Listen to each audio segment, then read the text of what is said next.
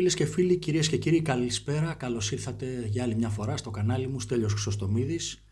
Καλησπέρα σε όλους λοιπόν και όλες, είτε είστε στην Ελλάδα είτε στο εξωτερικό. Δυστυχώς η Ευρωπαϊκή Ήπειρος τείνει να γίνει για άλλη μια φορά θέατρο πολεμικών επιχειρήσεων. Τώρα λέω όμως θα σας δώσω μια συνέντευξη ενός ανθρώπου ο οποίος είναι όχι απλά ειδικός, είναι ο Gilbert Doctorow, ένας διακεκριμένος διδάκτορας, είναι πολιτικός αναλυτής, έγκυρος ρωσολόγος στη Δύση, έχει διδακτορικό τίτλο στη ρωσική ιστορία από το Πανεπιστήμιο της Κολούμπια στις Ηνωμένες Πολιτείες και εξετάζει την κατάσταση που έχει διαμορφωθεί αυτή τη στιγμή στη σύγκρουση μεταξύ Ουκρανίας και Ρωσίας και πιστέψτε με, καταλήγει σε κάποια συμπεράσματα που δεν είναι καθόλου ευχάριστα για όλους μας. Θα σας δώσω μετά που μπορείτε να βρείτε και να δείτε την όλη εκπομπή στην πλατφόρμα που δημοσιεύτηκε, στην εκπομπή του δικαστή Ναπολιτάνο, είναι ο Judge Ναπολιτάνο στις Ηνωμένες Πολιτείες, αυτός τον φιλοξένησε και είναι άκρος ενδιαφέρουσα. Λοιπόν, ξεκινάει, βέβαια δημοσιεύτηκε και στην Ρωσική Ομοσπονδία, σε εφημερίδα συγκεκριμένα, η όλη συνέντευξή του. Ξεκινάει λοιπόν ως εξής με τίτλο «Μήπως η Ρωσία χάνει τον πόλεμο?» ρωτάει. Με αυτόν τον ουσιαστικά προκλητικό τίτλο ο Gilbert Doctorow, σχολιαστής της ρωσικής πραγματικότητας εδώ και πάρα πολλά χρόνια, δημοσίευσε το συγκεκριμένο άρθρο και πρέπει να πω ότι ο ίδιος πιστεύει ότι ο Πούτιν ποτέ δεν θα προχωρήσει σε επίθεση κατά των εργοστασίων που παράγουν τα drones στις νατοικές χώρες.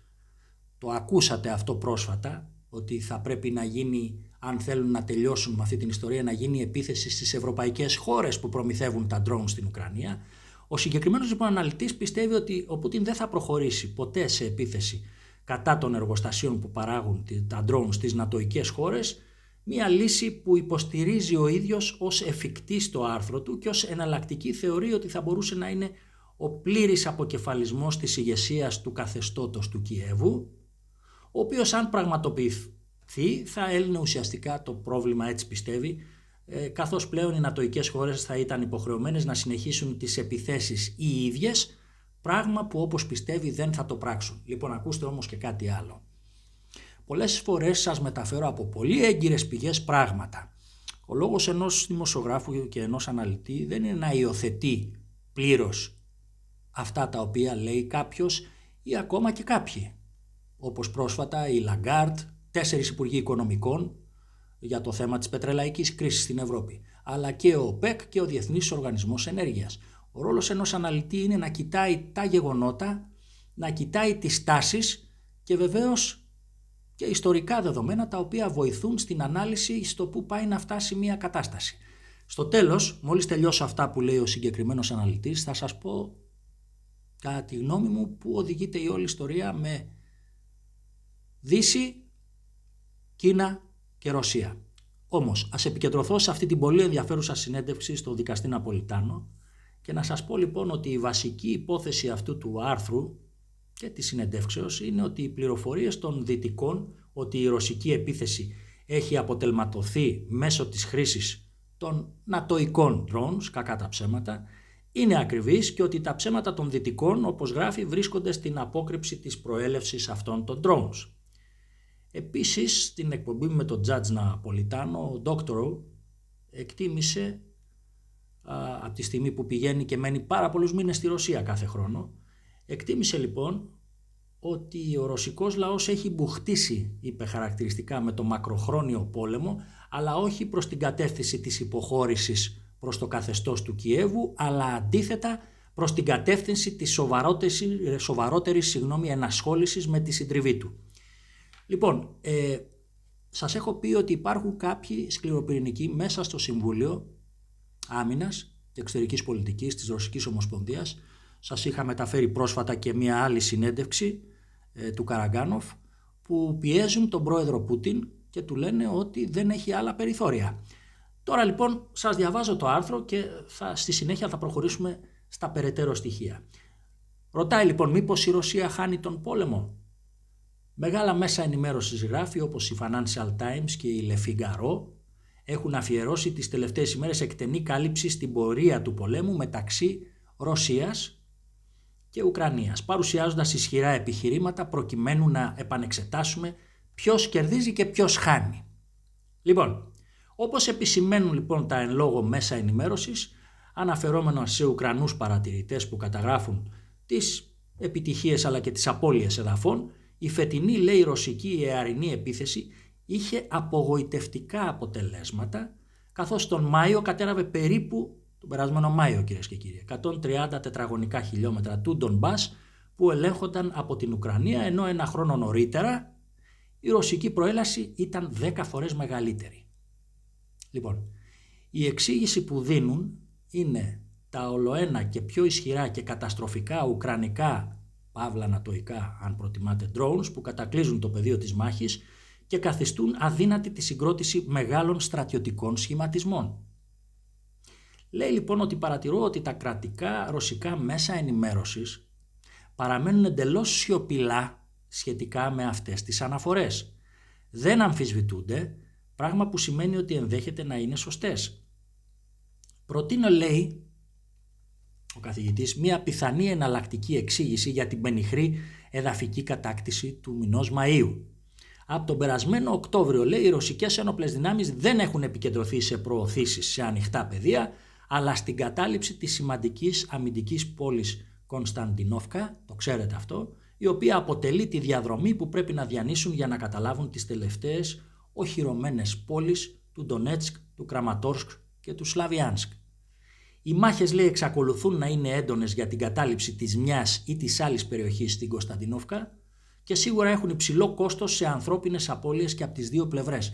Για ακούστε τώρα τα παρακάτω να καταλάβετε γιατί κολλάει αυτή η κατάσταση και τείνει να μεταμορφωθεί σε έναν αέναο 30ετή πόλεμο μεταξύ των δύο αντιμαχόμενων παρατάξεων. Λέει λοιπόν ότι τα τελευταία δημοσιεύματα των Financial Times επιβεβαιώνουν αυτό που υποστήριζα τις τελευταίες εβδομάδες, δηλαδή ότι ο πόλεμος με τα drones αποτελεί ένα μεγάλο εξισωτικό παράγοντα. Είναι σωστό αυτό που λέει εδώ. Μία δύναμη, λέει, ακούστε κυρίες και κύριοι, 10.000 έως 20.000 χειριστών drones, τόσοι χρειάζονται, είναι το μόνο, λέει, που χρειάζεται η Ουκρανία για να αντισταθεί στο 500.000 Ρώσων στρατιωτών που έχουν αναπτυχθεί στο πλαίσιο της ειδικής στρατιωτικής επιχείρησης. Το καταλάβατε το νούμερο. 10 με 20.000 max χειριστές παίζουν στα δωματιάκια τους και από την άλλη μεριά 500.000 στρατού από τη Ρωσική Ομοσπονδία. Βέβαια υπάρχουν και Ρώσοι που παίζουν στα δωματιάκια με drones, έτσι δεν το συζητάω αυτό. Εδώ όμως έχουμε το εξής. Η Ουκρανία έχει χάσει όντως εκατομμύρια στρατιώτες, λέει ο συγκεκριμένος, λόγω θανάτου, σοβαρών τραυματισμών και λιποταξίας, αλλά αυτό, λέει, δεν έχει καμία σημασία εδώ που έχει φτάσει ο πόλεμος με αυτή τη νέα, αν θέλετε, μορφή που έχει πάρει. Και λέει λοιπόν ότι τα σημεία στα οποία μπαίνει στο παιχνίδι η δυτική προπαγάνδα βρίσκονται σε άλλο σημείο της δημοσιογραφικής κάλυψης και ισχυρίζονται ότι ο τεράστιος αριθμός των πιο πάνω αποτελεσματικών και μεγαλύτερης εμβέλειας ουκρανικών drones που είναι σήμερα σε λειτουργία είναι αποτέλεσμα της έξυπνης εργασίας Ουκρανών σχεδιαστών και κατασκευαστών, οι οποίοι βρίσκονται αρκετά βήματα μπροστά από τους Ρώσους σε αυτόν τον τομέα. Βεβαίως, λέει, δεν υπάρχουν δημόσια διαθέσιμες πληροφορίες που να απαντούν σε αυτό το ερώτημα, είτε υπέρ είτε κατά. Η ομίχλη, λέει, του πολέμου, δηλαδή η αυστηρή στρατιωτική λογοκρισία, μας στερεί κάθε αξιόπιστη πληροφορία. Ωστόσο, θα στοιχηματίσω ότι η σημαντική πρόοδος για την ουκρανική υπόθεση στο πεδίο της μάχης, λέει ο δόκτωρο, οφείλεται στο Ηνωμένο Βασίλειο, αλλά και σε άλλες χώρες του ΝΑΤΟ, οι οποίες αποστέλουν σε μεγάλες ποσότητες τα πιο πρόσφατα drones τους στην Ουκρανία. Αυτό λοιπόν κατά τον ίδιο θέτει στη ρωσική ηγεσία ένα κέριο ερώτημα. Είναι έτοιμη να χρησιμοποιήσει τους υπερηχητικούς πυράβλους της που δεν μπορούν να αντιμετωπιστούν, αυτό το παραδέχονται και οι δυτικοί, κυρίες και κύριοι, για να καταστρέψει τα εργοστάσια κατασκευής drones στην Αγγλία, τη Γαλλία, τη Δανία, τη Σουηδία κτλ. Ρωτάει. Υποστηρίζω, λέει ο ίδιος, ότι ο κίνδυνος κλιμάκωσης σε έναν ολοκληρωτικό πόλεμο μεταξύ Ρωσίας και ΝΑΤΟ ως αποτέλεσμα αυτών των επιθέσεων, δηλαδή στα εργοστάσια drones αυτών των χωρών, θα ήταν, λέει, μηδενικός. Η Ευρώπη είναι εντελώς απροετοίμαστη να εμπλακεί σήμερα σε έναν άμεσο πόλεμο πλήρους κλίμακας με τη Ρωσία, έτσι το αιτιολογεί. Δεν είναι σαφές όμως, λέει, αν θα είναι έτοιμη σε 2 ή 3 χρόνια. Υπάρχει, λέει, συνεπώς ένα παράθυρο ευκαιρίας για τη Ρωσία να αναλάβει την πρωτοβουλία και να αλλάξει το τοπίο της ασφάλειας στην Ευρώπη εδώ και τώρα, ενώ παράλληλα, λέει, θα βομβαρδίζει και θα καταστρέφει τη χούντα του Ζελένσκι στο Κίεβο, γράφει ο συγκεκριμένος Αμερικανός αναλυτής. Θα εγκαταλείψει, λοιπόν, καταλήγει ο πρόεδρος Πούτιν τη δειλή και πλέον αυτοκαταστροφική στρατηγική της μη αντίδρασης στις αυξανόμενες απειλές για την εθνική ασφάλεια της Ρωσίας, ή μήπως θα ανατραπεί από ένα παλατιανό πραξικόπημα? Αυτά, λέει, είναι τα βασικά ερωτήματα που ταλανίζουν όλους τους διεθνείς αναλυτές. Σίγουρα διαφωνώ σε κάτι, στο γεγονός δηλαδή ότι εάν γίνει αυτή η επίθεση δεν θα έχει το αποτέλεσμα που λέει ο ίδιος, ότι δηλαδή αν επιτεθούν στα εργοστάσια παραγωγής δεν θα υπάρξει μαζική απάντηση και κλιμάκωση με συμβατικά όπλα στην αρχή μεταξύ Ευρώπης και Ηνωμένων Πολιτειών. Καλό το ερώτημα, έτσι, εναντίον της Ρωσίας. Ο ίδιος πιστεύει ότι δεν τους παίρνει τους Ευρωπαίους, ακούσατε το λόγο, δεν είναι έτοιμοι. Θα είναι όμως, λέει, σε 2-3 χρόνια.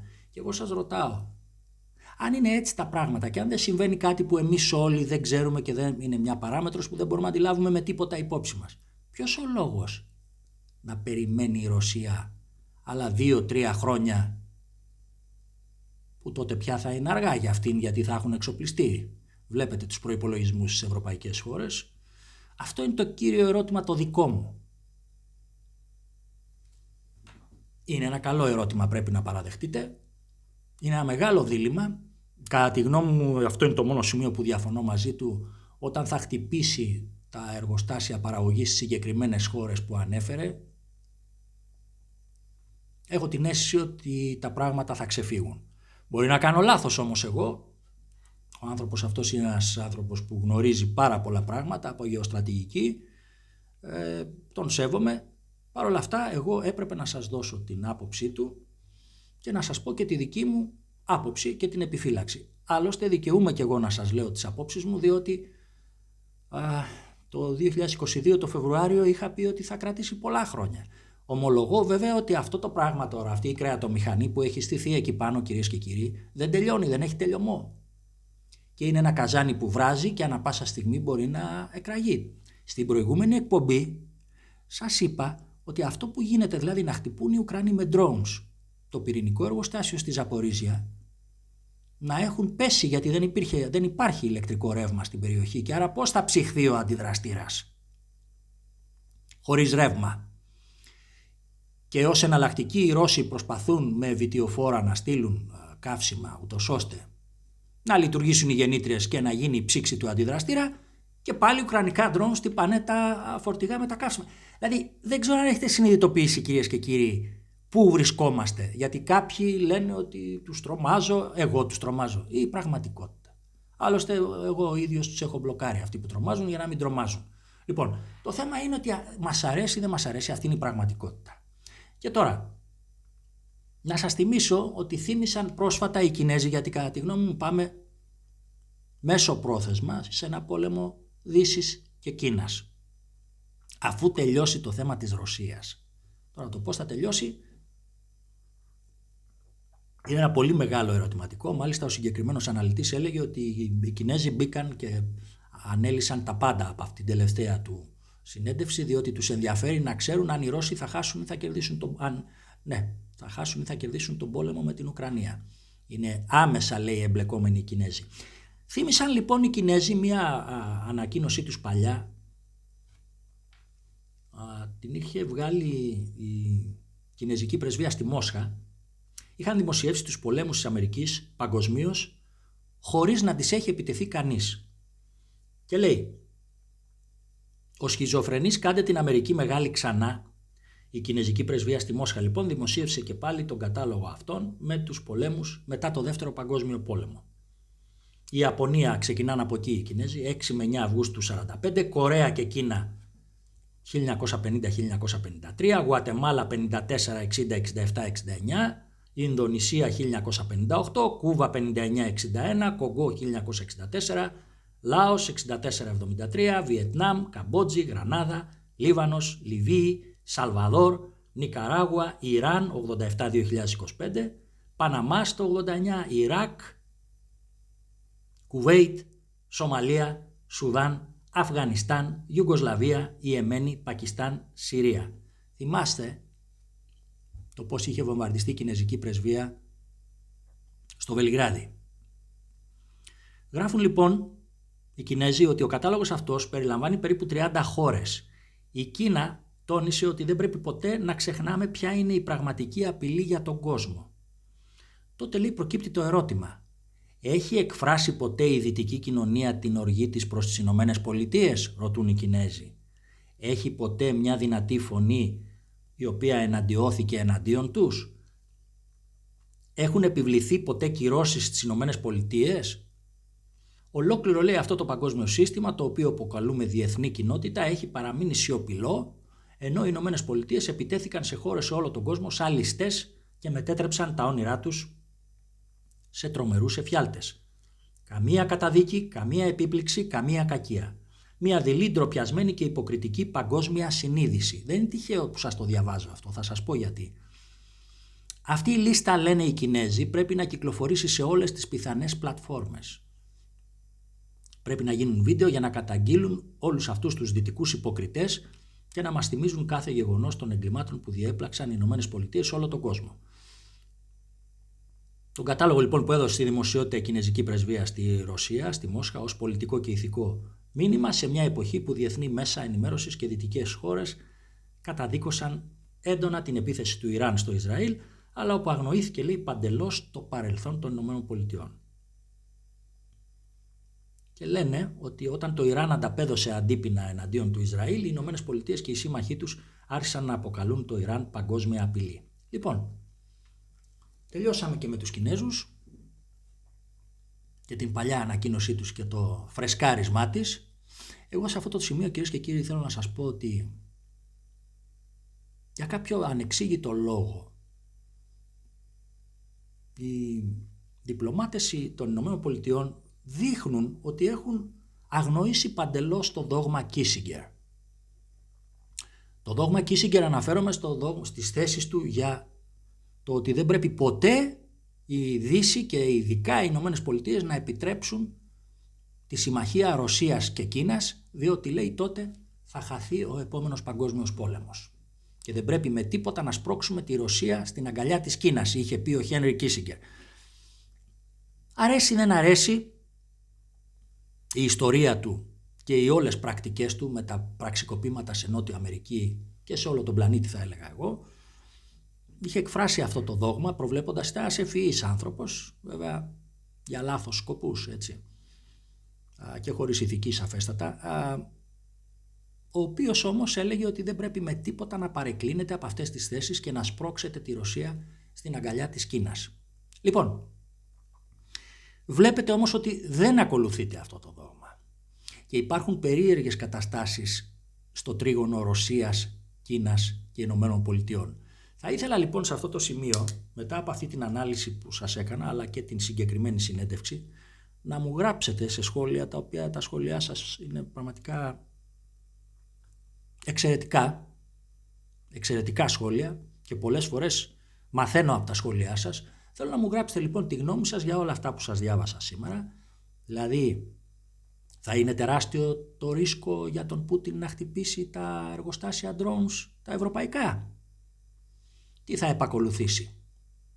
Και επίσης αυτά τα οποία λένε οι Κινέζοι, βλέπετε όντως ότι, γιατί ισχυρίστηκε και ο Κίσιγκερ αλλά και σημερινοί αναλυτές, ότι μια πυρηνική συμμαχία Ρωσίας και Κίνας ουσιαστικά έχει δείξει και τον νικητή στον επόμενο όλεθρο για μένα, δεν θα είναι παγκόσμιος πόλεμος, θα είναι όλεθρος για την ανθρωπότητα. Αλλά αυτό λένε κάποιοι ειδικοί και νομίζω ότι πολύ σωστά το λένε. Θέλω λοιπόν σε αυτό το σημείο, αφού σας ευχαριστήσω που με παρακολουθήσετε, να μου γράψετε τα μηνύματά σας για όλα αυτά τα οποία σας έδωσα, νυφάλια, ψύχρεμα. Ήταν μια έκτακτη εκπομπή και πρώτα ο Θεός την άλλη εβδομάδα θα τα πούμε. Ούτως ή άλλως η επικαιρότητα δεν μας αφήνει να ησυχάσουμε, οπότε να είστε γεροί, δυνατοί, με ψυχραιμία, προετοιμαστείτε και θα τα πούμε πολύ σύντομα. Γεια σας.